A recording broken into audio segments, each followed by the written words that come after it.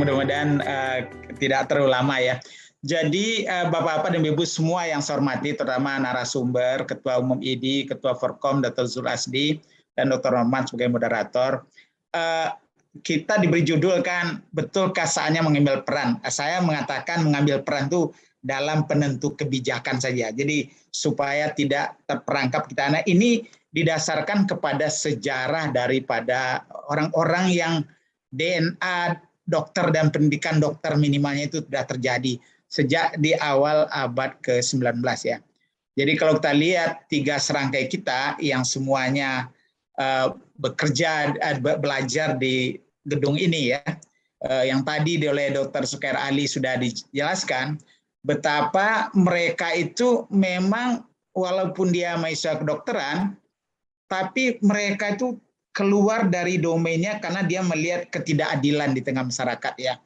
Jadi begitu dia melihat ketidakadilan, dia bergerak di high politics. Jadi waktu dia pun misalnya ditempatkan di tempat-tempat di mana ada administrator yang sangat berkuasa, ada manajer menengah, kemudian ada pekerja yang menjadi tenaga utama, tapi sering diperlakukan tidak adil, dia berteriak, dia memberontak, dan dia akhirnya dipindahkan. Tapi itu dia terima, karena tadi dia bergerak di high politics. Menurut dia, hal-hal yang tidak benar itu harus disuarakan. Dr. Cipto juga dilahirkan di Ambarawa ya pada tahun 86. Ayahnya merupakan seorang guru bahasa Melayu di sekolah dasar ya, dia anak guru ya. Tapi dia sudah mulai melihat betapa cara-cara dari kalangan priai terhadap masyarakat banyak itu tidak sesuai dengan yang dia idealismekan. Jadi dia melakukan kritik terutama pada pemerintah Hindia Belanda dengan kalangan priai aristokrat ya. Dan karena itu dia merasa bahwa justru mereka yang merendahkan martabat bangsa sendiri. Kritik ini disampaikan dengan sebuah artikel ya. Ini adalah tempat yang sekarang kita berikan nama kepada beliau ya, Rumah Sakit Cipto Mangunkusumo. Dan kita tahu bahwa dia memang salah seorang pejuang besar bukan bagi profesi kedokteran, tapi adalah pada pergerakan awal-awal dari bangsa Indonesia ini. Nah, kemudian teman ketiganya Ki Hajar Dewantoro yang akhirnya menjadi Menteri Pendidikan dan tokoh pendidikan kita, itu juga adalah dari Stovia juga. Dia mendapat pendidikan, dia tidak sempat tamat karena mengalami sakit gitu ya. Dia berpindah menjadi jurnalis, jadi artinya ini memberi petunjuk pada kita, dokter itu sebenarnya bisa kemana-mana ya. Tapi karena modal tadi yang disampaikan oleh Dr. Khairul, intelektual, tinggal lagi kecerdasan emosional, kecerdasan sosial, dan kecerdasan spiritual yang dimaksud oleh Dr. Khairul tadi.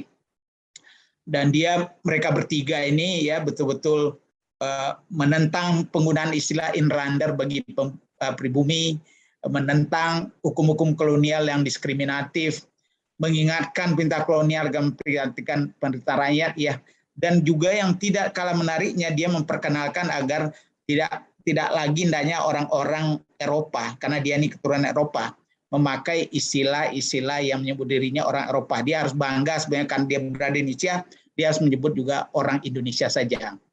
Nah, karena itu ketiga tokoh tadi yang sampaikan oleh Dr. Zugair tadi, bahwa mereka akhirnya membentuk partai. Partai pertama ini, bayangkan dokter yang membentuk partai pertama ya. Tentu menyerap cita-cita Hindia atau Indonesia tadi, memberantas kesombongan sosial dalam pergaulan, baik bidang pemerintahan maupun kemasyarakatan. Ini masih terjadi sekarang nih, kesombongan sosial ini. Memberantas bagi usaha yang mengatakan kebencian antar agama. Ini saya kira ini cukup relevan, kadang-kadang kita tidak tahu betapa ramahnya mereka terhadap multipluralisme tadi itu. Memperbesar pengaruh pro-Hindia Belanda, arti pro kemerdekaan di pemerintahan, jadi dia bermain di tokoh politik, high politik, dengan tulisan, dengan gerakan, ya dia bermain di sana untuk menuju pada Indonesia Merdeka yang waktu itu masih disebut India. Kemudian dalam pengajaran mereka berniat bagaimana kepentingan ekonomi Hindia atau Indonesia itu memperkuat mereka yang lemah. Nah, ini sudah DNA daripada mereka yang dididik di kedokteran ini.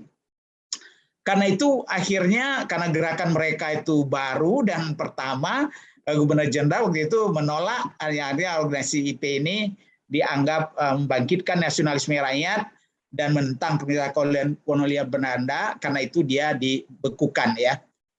Tapi dalam berbagai hal mereka menulis ya, terutama ini seandainya aku seorang Belanda. Kritik ini dilontarkan oleh Ki Hajar karena waktu itu pemerintah Belanda akan merayakan ulang tahun 100 tahun kemerdekaannya dari Prancis ya. Jadi mereka merayakan di negara mereka sendiri, tapi karena jajahan Indonesia ini bagian besar dari Belanda, maka dirayakan besar-besaran di Indonesia. Nah, dikatakan oleh mereka ya bahwa betapa angkuhnya Belanda ini merayakan kebebasan mereka dari penjajahan di negara yang mereka jajah saat ini. Jadi dia sindir, seandainya aku orang Belanda, aku tidak akan melakukan itu. Justru malu aku karena apa yang aku banggakan sebagai kemerdekaan 100 tahun, sekarang saya lakukan penjajahan itu di negeri yang sedang saya duduki ini, dan saya berpesta pora di sana. Jadi karena itulah mereka akhirnya membatalkan upaya ini, tapi tentu Belanda akan tetap berlaku. Tapi mereka bertiga melahirkan simpati, empati dari masyarakat banyak bahwa gerakan nasionalisme itu makin membesar dan itu dibangun oleh mereka bertiga ya. Jadi Bapak dan Ibu, jadi kalau kita tanya kenapa asal-usulnya para dokter, mesok kedokteran itu kadang-kadang menjadi aktivis, saya kira memang karena DNA kita dari awal memang sudah ditunjukkan oleh para penggagas kita. Karena apa? Karena eksposur kita yang luar biasa kepada masyarakat. Kita melihat sendiri, mendengar sendiri, merasakan sendiri. Kita tidak berada di kantor-kantor mewah saja. Tapi umumnya, apalagi kalau kita udah bicara masalah pelayanan kesehatan terdepan, kita merasakan denyut nadi masyarakat itu. Jadi karena itu, Bapak dan Ibu, saya akan mempersingkat saja tentang bagaimana 3 serangkaian ini perlu kita pelajari, karena Ki Hajar Dewantara akhirnya mengembangkan pendidikan, yang membangun nasionalisme dan kebudayaan, menjadi Menteri Pendidikan, sementara Dr. Cipto membangun pelayanan kesehatan, sedemikian rupa akhirnya diberikan nama rumah sakit pertama ya, rumah sakit publik pertama kepada nama beliau ya, dan kemudian Dr. Dekar itu tetap memberikan dukungannya walaupun dia orang keturunan Indo. Nah, Bapak dan Ibu, mereka akhirnya melahirkan banyak partai-partai ya, dan karena apa yang dia lakukan itu merupakan sesuatu yang baru, dan itu adalah karena tadi mereka dididik berpikir analitis, membuat diagnosa berdasarkan pada anamnesa yang jernih, mengumpulkan berbagai fakta, baik fisik, non-fisik, baik di dalam tubuh maupun luar tubuh, kemudian melakukan diferensial diagnosis, dan kemudian memilih pilihan-pilihan, pilihan diambil prioritas mana yang paling relevan, cari pilihan-pilihan alternatif pengobatannya, ambil yang terbaik, coba dulu, observasi, perbaiki lagi kalau diperlukan sampai tamat. Nah, pola inilah yang akhirnya oleh Ki Hajar diajarkan pada bangsa kita itu, berarti kalau kita di depan, mari kita memberikan keteladanan. Kalau di tengah, mari kita membangun semangat, membangun karsa. Kalau di belakang, mari kita menjadi pendorong. Orang-orang yang beri semangat, yang buat orang yang kita dorong tuh percaya diri dan mau untuk melakukan banyak hal. Dan ini adalah fungsi-fungsi politisi sebetulnya. Jadi karena itu Bapak dan Ibu, kalau kita lihat gagasan kebangsaan 3 serangkai ini, sebetulnya masih bisa kita jadikan pegangan bagi para dokter untuk berpikir. Kita tidak perlu bermain di politik praktis, tapi kita harus menjadi orang-orang yang high politics ya. Apa itu? Kita harus punya semangat kebangsaan. Walaupun kita bekerja sebagai dokter spesialis atau konsulen yang nyaman, ganti mobil tiap tahun, keluar negeri beberapa kali dalam setahun, rumah sekali 5 tahun dilihat kembali dan seterusnya, tapi semangat kebangsaan jangan dilupakan. Rasa kesetiakawanan sosial, baik sesama kita, apalagi kepada masyarakat banyak, apalagi kepada orang yang kurang beruntung, itu harus kita bangun. Semangat rela berkorban. Ini yang akan menjadi contoh dan akan dilihat oleh masyarakat. Tadi Dr. Khairul mengatakan amanah ya, bagaimana orang trust pada kita. Ya ini juga karena rela berkorban tadi itu. Dan tentu selalu kita tumbuhkan jiwa patriotisme, karena Negara Kesatuan Republik Indonesia ini dalam proses terus menyempurnakan diri ya. Dan dia in the making, kata Anderson ya. Nah, karena itu kita selalu membangun jiwa patriotisme ini. Nah, bagaimana kira-kira semangat kebangsaan itu ya? Kalau kita lihat adalah yang sederhana aja. Kalau di setiap mahasiswa kedokteran dan dokter ada keyakinan mencintai bangsa dan negara sendiri, termasuk produknya, termasuk kebijakannya, apapun ya. Ya tentu yang berdasarkan koridor-koridor peraturan perundangan dimulai dari Undang-Undang Dasar ya, dan falsafah kita Pancasila ya. Kesadaran keanggotaan dalam suatu bangsa yang secara potensial atau aktual bersama-sama kita bisa mencapai tujuan-tujuan kita, mempertahankan, mengabadikan identitas kita, dan integritas, punya integritas, dan menuju kemakmuran dan menjadikan kekuatan dari bangsa itu. Inilah yang disebut dengan semangat kebangsaan itu. Tapi semangat kebangsaan juga merupakan perpaduan atau sinergi dari rasa kebangsaan dan paham kebangsaan. Semangat kebangsaan yang tinggi, kekhawatiran terjadi ancaman terhadap keutuhan dan kesatuan bangsa, mulai dari ketidaksatuan di tingkat desa, tingkat kecamatan, tingkat kabupaten, karena berbagai kepentingan-kepentingan kelompok yang membubarkan kesepakatan bersama, itu harus menjadi bagian juga. Walaupun kita tidak terlibat dalam politik praktis, tapi karena kita menjadi bagian dari orang-orang yang punya semangat kebangsaan ini, kita harus cari jalan bagaimana kita menjadi pelakunya atau kita menjadi policy makers ya, jadi pembangun kebijakan, apalagi berdasarkan evidence, atau kita menjadi kingmaker-nya minimal ya, jadi orang-orang yang ikut menentukan siapa yang sebaiknya memimpin di eksekutif dan di legislatif itu. Dari semangat kebangsaan itulah akan mengalir rasa kesetiaan nasional tadi, semangat rela berkorban, dan dapat menumbuhkan jiwa patriotisme kita.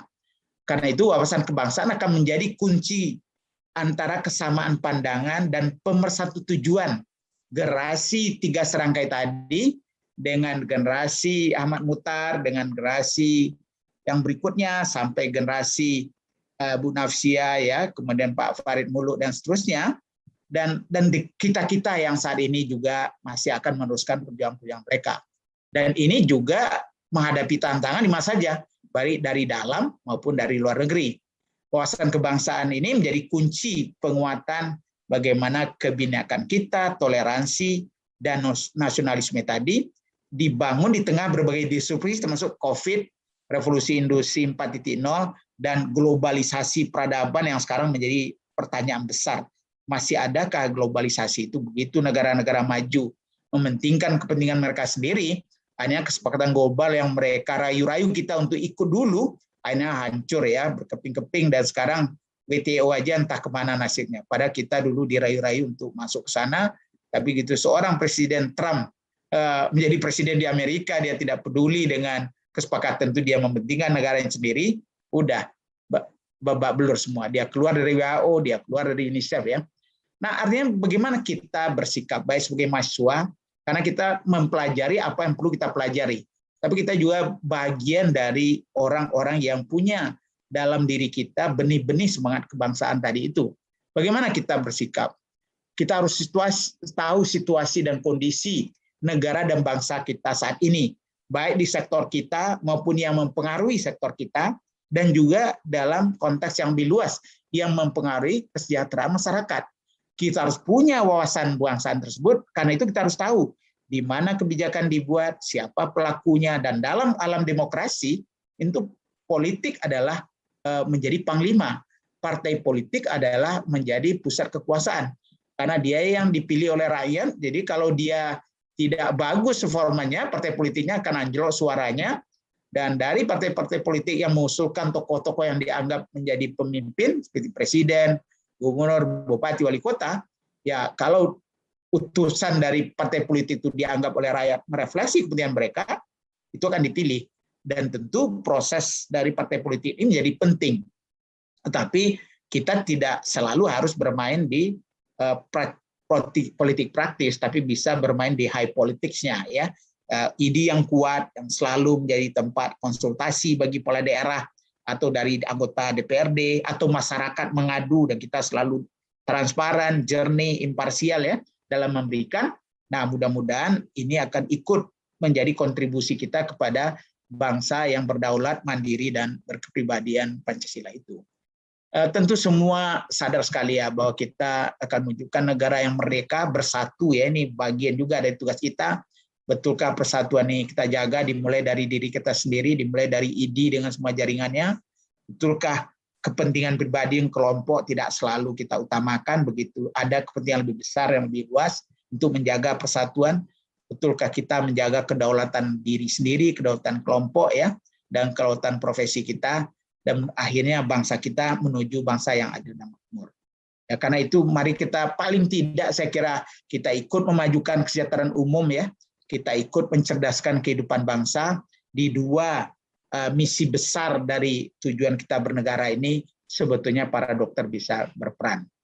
Nah, bagian terakhir, kita punya 91 fakultas kedokteran saat ini, 40 PTN, 51 PTS, ya, cukup besar.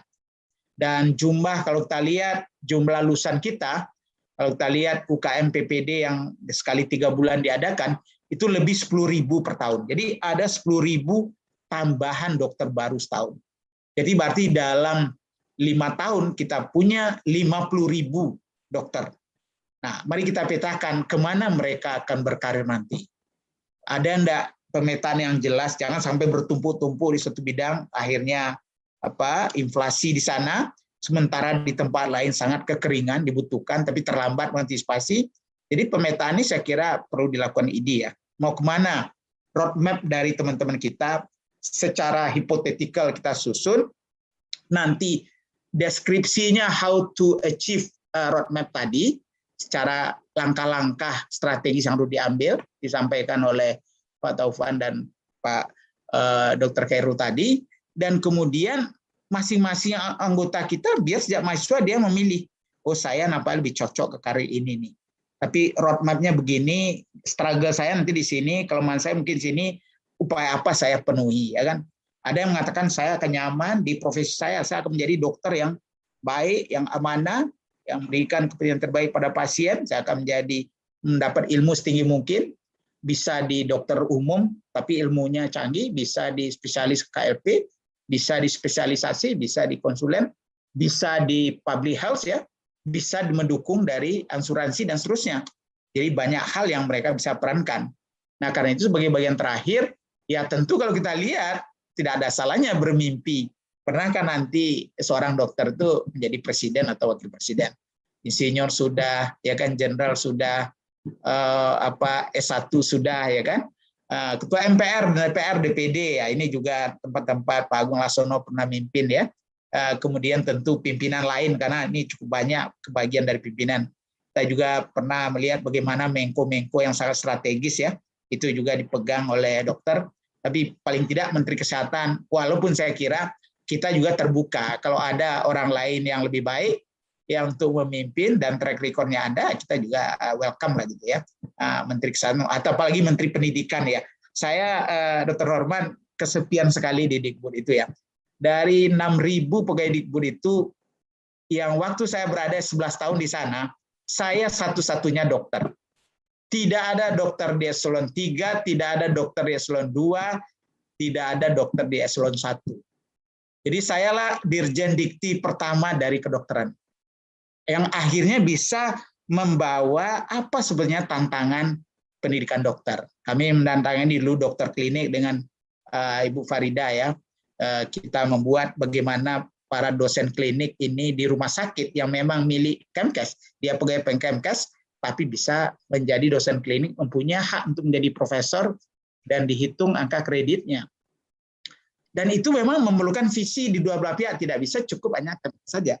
Jadi Kementerian Pendidikan ini juga adalah sebuah hal yang penting, apalagi tujuan kita, tujuan pendidikan itu adalah beriman, berakhlak, beriman, bertakwa, berakhlak mulia. Ini tujuan pertamanya. Dan tujuan keempatnya sehat.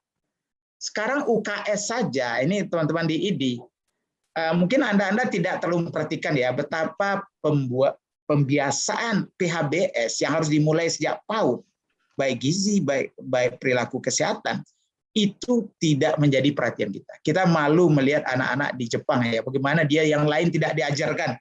Pembiasaan hidup bersih dan sehat itu menjadi tujuan utama. Kita udah punya UKS dulu, tapi ternyata makin melayu. Saya berkali-kali menyampaikan pada menteri-menteri ya, ini jangan dibiarkan. Nah, mudah-mudahan IDI cobalah melakukan telaah ya, karena kalau kita tidak mulai bangun dari awal, udah terlambat kita nanti membangun bagaimana perilaku yang dari baik itu.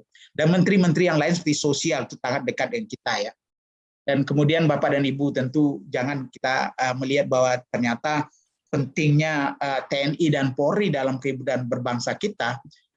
Kita bisa masuk dengan profesi kita, tapi dalam perjalanan karir kita di sana kita bisa mengembangkan juga keilmuan-keilmuan yang diperlukan, sehingga kita punya kemungkinan juga untuk mencapai posisi-posisi di luar dari profesi kita. Tapi pintu masuknya tentu mulai dari profesi kita. Kita jangan lupa bahwa Duta Besar Republik Indonesia ini adalah wajah bangsa Indonesia. Jadi kalau mungkin tidak mau berpolitik, tapi high politik saja, akhirnya ditugaskan. Dan waktu kita ditugaskan ke sebuah negara, kita adalah wajah Indonesia di sana. Saya lihat juga betapa masih sangat under kuotanya dokter-dokter di organisasi internasional ya, baik yang sangat relevan dengan kedokteran maupun yang agak keluar sedikit tapi masih di bidang kemanusiaan, kesosialan, itu sangat kurang, underrepresented. Kemudian tadi pimpinan organisasi politik, dan ini tentu harus dibangun ya. Bagaimana Bung Karno pada umur sangat muda dia sudah melihat roadmap hidupnya. Dan kalau ini juga terjadi di mahasiswa kita, kemudian juga yang tidak kalah penting karena sekarang ini bottom up, masyarakat yang menjadi penentu. Jadi organisasi sosial kemasyarakatan itu juga lahan pengabdian. Tapi juga tadi disebut betapa kita juga perlu mikirkan bagaimana mereka punya mindset, punya semangat entrepreneurial, baik di bidang pebisnis maupun menjadi pimpinan dari organisasi bisnis, sehingga kemihakan dia itu bisa betul-betul baik. Dan untuk menjadi pemimpin dari organisasi profesi internasional. Kita sudah punya banyak sekali ya, yang jangan lupa aktivis media massa, saya lihat para dokter sekarang sudah cukup banyak menjadi influencer ya. Influencer ini sangat penting. Kemudian di berbagai bidang pendidikan pendidikan tinggi, kita harus membangun juga diaspora dokter ya, yang bergerak di luar negeri ya, di berbagai bidang, dan mereka itu harus dirangkul juga oleh IDI. Kita tahu betapa banyaknya teman-teman kita yang membangun karir di luar negeri, tapi nampaknya belum punya jaringan dengan IDI. Kemudian tadi gubernur, wakil gubernur, bupati, wali kota, pimpinan anggota DPRD ya, baik pusat tadi sudah ada, dan DPRD juga sangat penting, sampaikan oleh Pak Fauzan tadi, Pak Taufan maaf, dan Pak Khairul. Dan ini merupakan saya tidak ada salahnya mereka berpikir, tapi kembali kalau kita masuk menjadi dokter tentu profesi mulia ini kita harus ampuh dulu. Kita harus buktikan bahwa kita mendapatkan ilmu kompeten untuk itu. Apakah nanti kita pakai untuk praktek karena kita melihat ada ruang gerak yang lain yang tidak kalah kontributifnya, apalagi dengan semangat wawasan kebangsaan tadi, be it, silakan. Tapi kalau mau membangun karir dulu, kemudian makin dikenal oleh masyarakat, seperti Dr. Khairul ya, dan dulu Dr. Yusuf, dan akhirnya dipercaya untuk tugas-tugas publik melalui keputusan politik, itu juga tidak ada salahnya. Jadi itu aja dari saya. Selamat berjuang. Ini memang tidak mudah. Di dunia maju biasanya orang bertahan di spesialisasinya. Kalau di Amerika itu jarang orang yang keluar dari spesialisnya. Kalau memang mereka menjadi anggota DPR itu mereka biasanya keluaran fakultas hukum. Kalau mereka bergerak di berbagai organisasi kesehatan, dia keluaran kedokteran.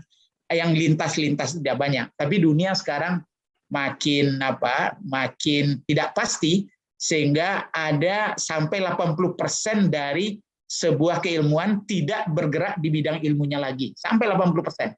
Dia bergerak di bidang yang lain. Jadi ini menjadi pembelajaran bagi kita bahwa dunia sedang berubah, penuh ketidakpastian, tapi tempat kita mengabdi harus kita petakan, tapi tetap dengan semangat bahwa kita ini ada untuk kesetiakawanan, kerelawanan, dan siap berkorban. Selamat berjuang, terima kasih.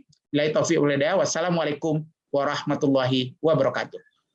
Waalaikumsalam warahmatullahi wabarakatuh. Luar biasa, kali ini kita dapat sangat lengkap bagaimana peranan IDI ataupun dokter ini.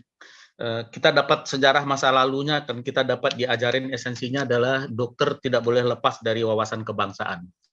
Jadi artinya dulu Indonesia belum bersatu, dokterlah yang mempersatukan. Sekarang kita sudah bersatu, kita yang mempertahankan dan kita yang mengisinya. dan dilengkapi dengan beberapa teori landasan filosofis dari bagaimana peranan dokter ini. Dan insya Allah ini menjadi bekal bagi kita semua, terutama dokter-dokter muda untuk memilih peranannya. Dan yang sangat luar biasa, ini baru kali ini kita dapat sajian bahwa peluang karir dokter itu di Indonesia sangat banyak. Tadi tercatat lebih dari 20 profesor menyajikan peluang-peluangnya dan sangat luar biasa, dan saya merinding. Ternyata tugas saya lebih enteng sekarang karena telah disajikan oleh guru besar kita bahwa kita jangan sungkan untuk bermimpi jadi presiden dari dokter. Jadi bukan berarti dalam 5 tahun harus tercapai, tidak. Jadi saya yakin ketika ini disajikan pandangan ini, mungkin akan ada anak-anak kita, keponakan kita yang masih kuliah akan mengawal mimpi ini dan akan terwujud 20 tahun lagi. Jadi kita tidak bermimpi 5 tahun, tidak bermimpi 10 tahun, 20 tahun itu insya Allah dapat. Kalau ini kita ikutin paparan dari Prof tadi. Jadi artinya kalau ada 50.000 dokter kita, adik-adik kita, anak kita yang baru tamat, yang sekarang dengan segala macam disrupsi ini, disruptif ini, di berbagai bidang yang tidak lagi seperti dulu profesi dokter itu, sangat terbuka, peluang sangat banyak ini. Semua bidang tadi sudah disajikan, saya sampai nggak bisa mengulang lagi, saya rasa tidak ada yang lewat di situ. Tapi ada satu yang kurang terlihat tadi Prof, yang mungkin kelupaan Prof, itu kita juga pernah punya Menteri Agama dokter Prof. Iya, artinya ya.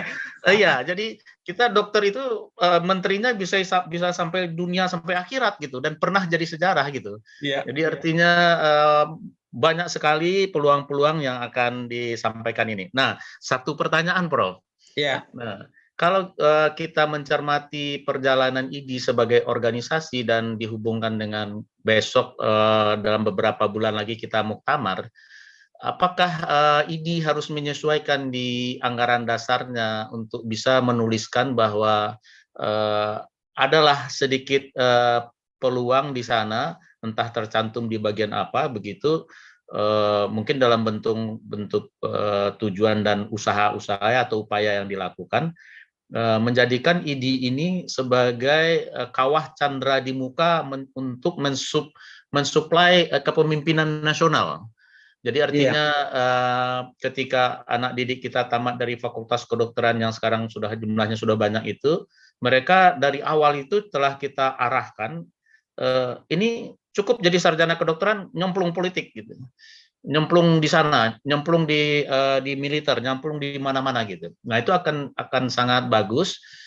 Barangkali itu pertanyaannya karena kita terkungkung dengan ADART, jadi ada pemikiran untuk muktamar ke depan itu sedikit dibikin fleksibel tanpa harus lari dari hitohnya dokter yang sejak zaman Hippocrates itu. Gimana arahnya, Prof? Iya, ini hal yang harus sangat hati-hati ya, karena organisasi profesi itu sudah ada rujukan dunianya ya, walaupun kita tidak harus sama benar dengan mereka ya. Tapi bagaimana fitrah dan kiprah dari organisasi profesi itu sudah punya sejarah panjangnya, dan ada titik-titik di mana mereka melakukan reformasi tapi dengan analisa yang tajam, dengan naskah akademik yang kuat, sehingga baru diperbaiki. Nah, mungkin kita perlu membentuk tim dulu sebelum mubas gitu ya, agar gimana kira-kira mana yang kira-kira masih membatasi, atau kita lebih perkuat di dalam kita ini ikut bermain di kingmaker-nya kah, di penentu kebijakannya kah, ya kan, atau menjadi praktisinya. Nah, ini kan level yang berbeda-beda. Sebagai individu ya, kalau sebagai IDI, sebagai organisasi, IDI harusnya sepanjang berhubungan dengan kemanusiaan, keselamatan masyarakat banyak, baik di bidang bencana, di bidang apa saja, sebenarnya IDI bisa berperan banyak ya. Karena kemiskinan melahirkan penyakit yang banyak, membuat IDI menjadi tertati-tati. Ketidakpatuhan menjaga lingkungan membuatkan menjadi COVID, akhirnya jadi pandemi. Jadi banyak hal sebetulnya yang bisa kita kawinkan. Tapi pertanyaan saya pada IDI saya lihat tidak terlalu akrab dengan fakultas-fakultas kedokteran ya secara kelembagaan, dan membuat task force dengan FKM, dengan FK, mungkin juga dengan asosiasi institusi kebidanan, keperawatan ya. Sehingga begitu ada isu-isu, IDI dengan task force ini dalam beberapa jam atau setengah hari sudah ada, apalagi sekarang dengan virtual meeting aja, sudah ada isu, sudah punya draft awal, ya kan? Ya kalau nanti didesak oleh wartawan atau ditanya, kita paling tidak terlalu kabur lah apa yang kita sampaikan, atau jangan pula sampai tergesa-gesa membuat pernyataan yang salah. Jadi menurut saya nih bagaimana menggunakan think tank yang ada di fakultas-fakultas, baik yang langsung berhubungan dengan kita yaitu fakultas kedokteran maupun juga di bidang kesehatan. Dan tadi Dr. Norman juga mengatakan bahwa pentingnya hukum ya, dan kita sudah banyak anggota kita yang menjadi sarjana hukum, malahan ada yang master sampai dokter hukum. Nah itu yang bidang-bidang yang sangat bermanfaat. Dengan kebijakan BPJS sekarang, kita harus ramah juga dengan isu-isu pembiayaan. Kita harus punya task force yang kuat untuk ini. Kalau perlu kita bicara langsung dengan Menteri Keuangan dan juga Komisi Anggaran, tidak hanya bermain di Komisi Kesehatan aja, tapi termasuk makronya di Komisi Anggaran. Nah ini kan memerlukan bahan apa yang buat mereka mau mendengar, mau menerima masukan kita, atau menyediakan waktu untuk audiensi dan seterusnya. Jadi untuk itu saya sarankan IPKI itu ada, ya, tapi walaupun IPKI kan juga sebuah organisasi yang kadang-kadang belum tentu juga bisa efektif terus-menerus. Tapi kalau kita bersama IPKI nanti membentuk task force di bawah tadi itu, dan task force-nya punya mandat untuk merespon isu-isu tadi, dan dua entitas ini, yaitu Asosiasi Pendidikan Kedokteran dan IDI sebagai organisasi profesi dari lulusan, bersinergi. Mungkin nanti ada LSM lain yang bisa kita jadikan narasumber, itu kita akan bisa merespon dengan dahsyat isu-isu kemasyarakatan, sehingga kita nggak perlu menjadi praktisi, tapi opini kita akhirnya menjadi penentu kebijakan. Dan malahan untuk ditanya siapa yang sebaiknya Menteri Kesehatan, ditanya pada IDI, karena tadi kingmaker-nya, kita menjadi kingmaker-nya misalnya. Jadi hal-hal itu nanti kita pelajari dulu. Saya sendiri belum bisa memberikan secara gamblang, tapi kembali kita adalah organisasi profesi. Tentu kenyamanan semua orang dihimpun di dalam organisasi profesi dan kebutuhan mereka harus direspon untuk nyaman berprofesi di profesi mereka. Itu tentu tugas utama kita. Tapi tentu tidak cukup di sana saja. Necessary but not sufficient, kata orang. Memadai tapi tidak cukup. Nah, mari kita lihat bagaimana melengkapi tadi itu, dan di level mana kita harus bermain. Terima kasih, Dr. Rahman.